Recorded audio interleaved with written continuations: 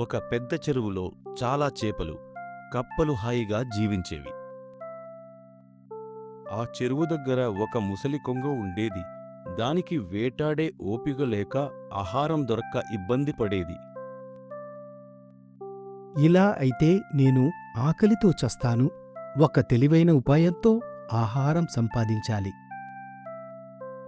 కప్పబావ, ఒక చెడ్డ వార్త. ఈ చెరువు త్వరలో ఎండిపోతుందని విన్నాను. అయ్యో, అలా జరిగితే మనమంతా ఏమైపోతాం మామా? బాధపడకు.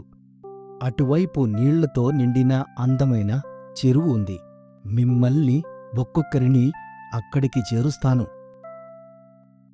నిజంగా నువ్వు ఎంత మంచివాడివి కొంగ మామ.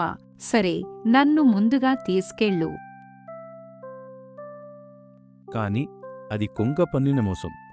ఒక్కో జీవిని దూరంగా తీసుకెళ్లి తినేయాలని దాని పథకం. కొంగ కప్పను నోట పెట్టుకుని ఎగురుతూ ఒక చెట్టు వైపు వెళ్ళింది. మామా, చెరువు ఇంకా రాలేదే, ఎంత దూరం వెళ్ళాలి? చెరువు లేదు, ఏమీ లేదు. నిన్ను ఇక్కడ తినేస్తాను, అమ్మాయే కపుకప్ప. కప్ప గుండె జల్లుమంది. కాని అది కంగారు పడకుండా వెంటనే ఒక ఉపాయం ఆలోచించింది. సరే మామా, తినే ముందు ఒక్కసారి ఆకాశం వైపు చూడు. ఎంత అందమైన మేఘాల్లో!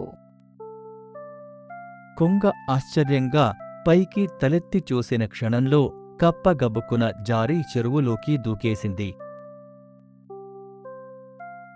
హహా, నన్నే మోసం చేయాలనుకున్నావా? నా తెలివి ముందు నీ కుట్ర పారలేదు. కొంగ సిగ్గుతో తలదించుకుని వెళ్ళిపోయింది. కప్ప తన స్నేహితులందరినీ హెచ్చరించింది. అపాయంలో ఉన్నప్పుడు భయపడకూడదు. ప్రశాంతంగా, తెలివిగా ఆలోచిస్తేనే.